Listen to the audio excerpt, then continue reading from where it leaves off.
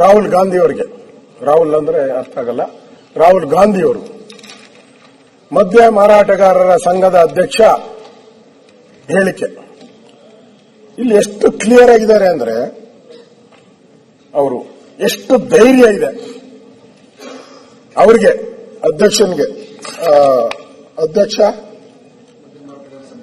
ಸಂಘದ ಅಧ್ಯಕ್ಷ ಗುರುಮೂರ್ತಿ, ಕರೆಕ್ಟ್ ಆಗಿ ಗುರುಸ್ವಾಮಿ, ನೋಡಿ ನೀವು ಬರಲಿ ಅಂತ ನಾನು ಹೇಳಿದೆ.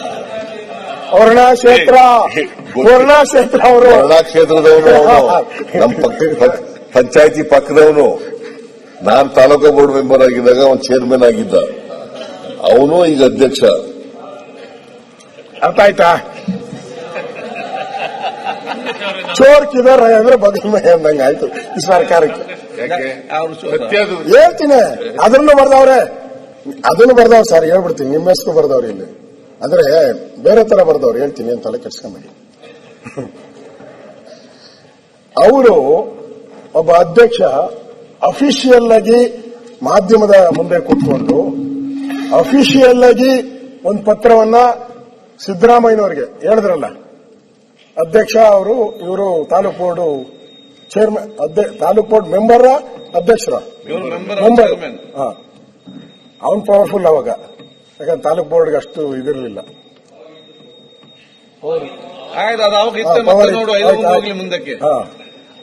ಒಟ್ಟಾನು ಮುಂದಕ್ಕೆ ಹಾಕಕ್ಕೆ ರೆಡಿ ಇದ್ದೀವ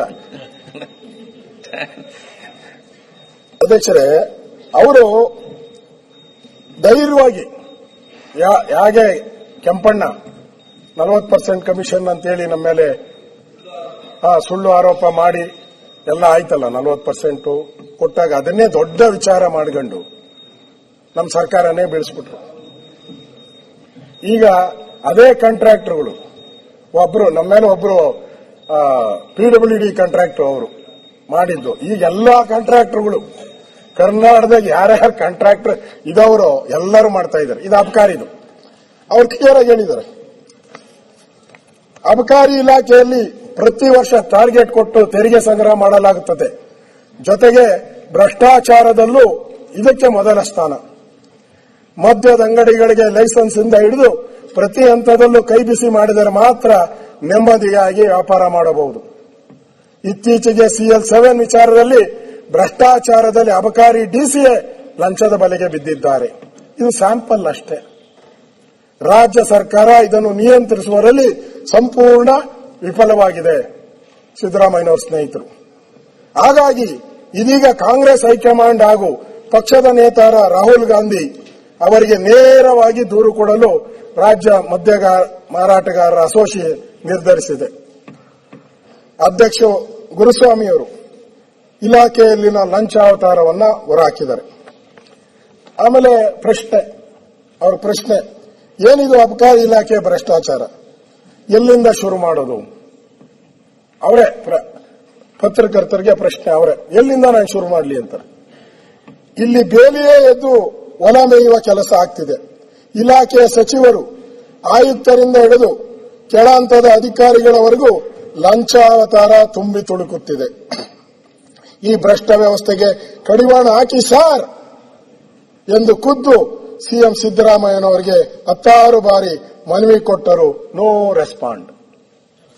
ಸಿದ್ದರಾಮಯ್ಯನವರು ನೋ ರೆಸ್ಪಾಂಡ್. ಆಮೇಲೆ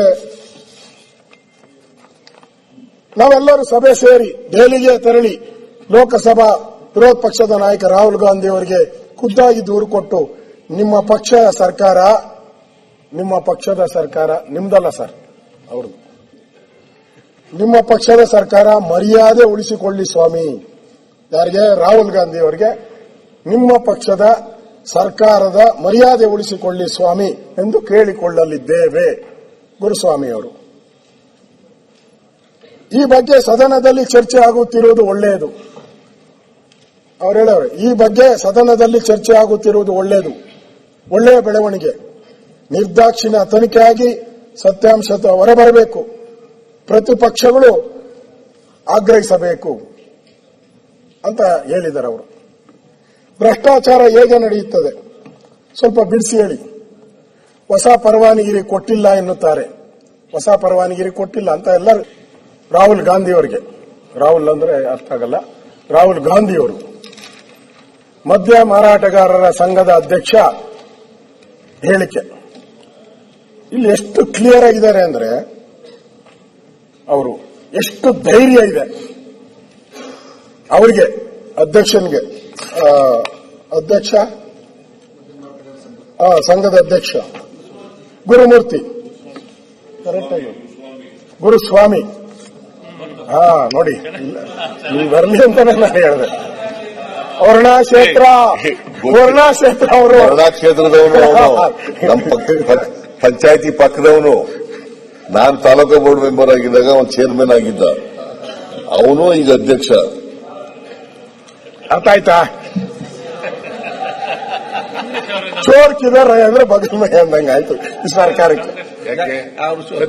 ಹೇಳ್ತೀನಿ, ಅದನ್ನು ಬರ್ದವ್ರೆ, ಸರ್ ಹೇಳ್ಬಿಡ್ತೀನಿ, ನಿಮ್ಮ ಹೆಸರು ಬರ್ದವ್ರಿ ಇಲ್ಲಿ, ಅಂದ್ರೆ ಬೇರೆ ತರ ಬರ್ದವ್ರು, ಹೇಳ್ತೀನಿ ಅಂತಲ್ಲ ಕೆಡ್ಸ್ಕೊಂಬೇಡಿ.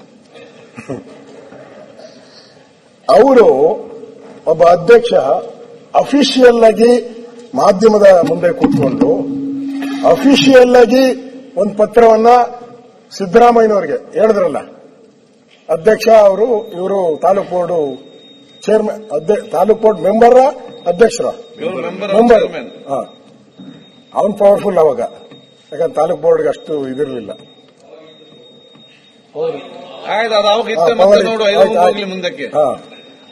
ಒಟ್ಟಾನು ಮುಂದಕ್ಕೆ ಹಾಕಕ್ಕೆ ರೆಡಿ ಇದ್ದೀರಾ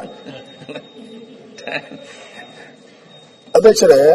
ಅವರು ಧೈರ್ಯವಾಗಿ ಹೇಗೆ ಕೆಂಪಣ್ಣ 40% ಕಮಿಷನ್ ಅಂತೇಳಿ ನಮ್ಮ ಮೇಲೆ ಸುಳ್ಳು ಆರೋಪ ಮಾಡಿ ಎಲ್ಲ ಆಯ್ತಲ್ಲ, 40% ಕೊಟ್ಟಾಗ ಅದನ್ನೇ ದೊಡ್ಡ ವಿಚಾರ ಮಾಡ್ಕೊಂಡು ನಮ್ಮ ಸರ್ಕಾರನೇ ಬೀಳಿಸ್ಬಿಟ್ರು.